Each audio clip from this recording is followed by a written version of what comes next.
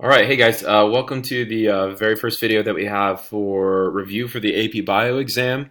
Overwhelmingly, what you guys were asking for the first video was a review on protein synthesis involved in molecular genetics is when you learn this. So here we've got a presentation. I'm going to break this into two parts, two videos. The first will be focused on the first part of protein synthesis, which has two parts.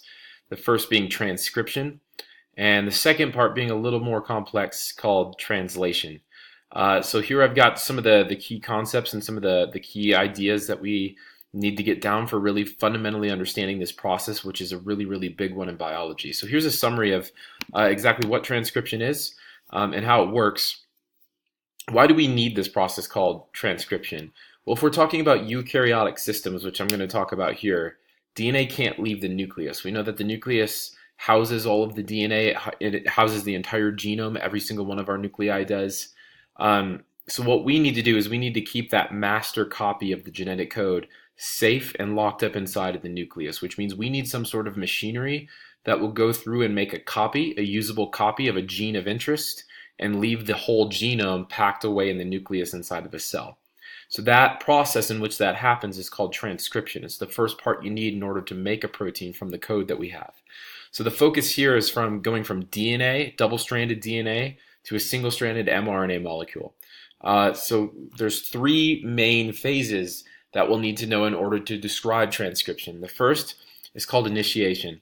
That's where RNA polymerase is going to bind to an initiation or promoter region. It's the place that says start. So somewhere on that genome, we know there has to be a place of recognition to begin the transcription. Otherwise, every single time we went through transcription, it would just copy the entire genome. And that's an entirely separate process. What we want is just to copy a specific gene. And those are recognized with promoters.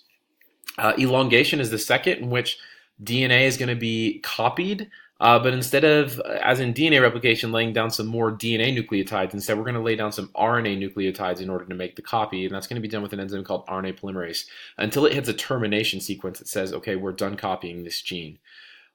In eukaryotic systems then, and I want to stress that this is in eukaryotic systems, modification then will happen. This is where a 5' cap and a poly-A-tail are going to be added to the transcript.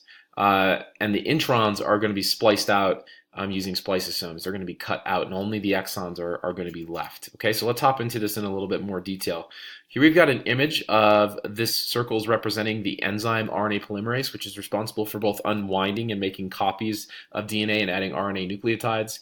Here's the promoter sequence on the double-stranded DNA.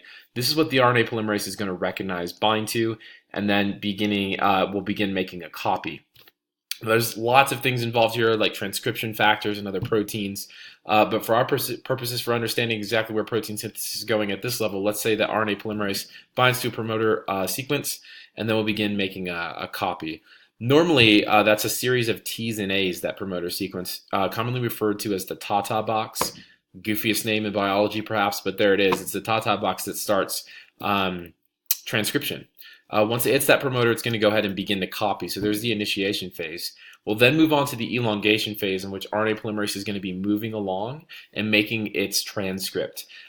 Remember, it can only synthesize in a 5' to 3' direction, and that's because of the hydroxyl group on the 2' end of the sugar of nucleotides. It needs that in order to form that phosphodiester bond, in order for all these nucleotides to link together. So it's going to move from a 5' to 3' direction, which means it's going to be reading the strand to us that looks like it's going from 3 to 5. So here I've got an example of exactly how this is done during the elongation phase. Here we can see we've got the 3' end of the nucleic acid, and here's the 5' end. The RNA polymerase can only add 5 to 3, so it's got to have this hydroxyl group down to form this backbone, the phosphodiester bond. So this goes 5, 3, 5, 3, 5, 3. So eventually we're getting all the way down to where 3 is at the bottom, and the G can join because this is the 3' end of that cytosine there. So this is the direction in which the transcript is growing. See how it's being synthesized in a 5 to 3 direction, which means the one that we're reading is the 3 to 5 direction. This is now going to be our premature transcript. It still needs some modifications done to it. So modification is this very last step in which that mRNA transcript, it's not quite ready to leave the nucleus. So what's done is a 5' cap is going to be added to this end of the premature transcript, and then we have a poly-A-tail, which is just a bunch of repeating adenines over and over and over again. And those are really added for, we can think of it as protection for the mRNA transcript as it's going from the safe world of the nucleus and going out into the dangerous world of the cytoplasm, where all sorts of things can start to break down that strand. So that's there for protection. They're like little aglets kind of at the end of a shoelace for protection. Then what's going to happen is we're actually going to have regions of this code that are going to be cut out. So the exons are the things that are going to stay. The introns are the things that are going to be cut out.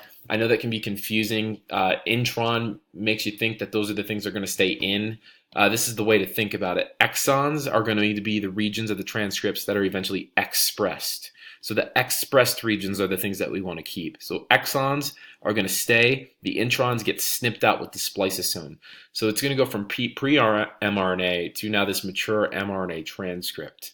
Another detail that I would go ahead and add here about this molecule and some of the fancy stuff that it can do is that there's such thing as alternative splicing, in which we have somewhere around 19 to 20,000 genes in the human genome, but we know we make about 100,000 proteins, which means we must have genes functioning to make different proteins even though they're the same code. So how does that work? Well, if we were to look at these exons up here as exon 1 and exon 2 and exon 3, here's what we could have. Eventually we could have an expressed mature mRNA transcript that was exon 1 and exon 2 and exon 3. Or what if the introns got removed and this exon also got removed, and then all we had was 1 and 3?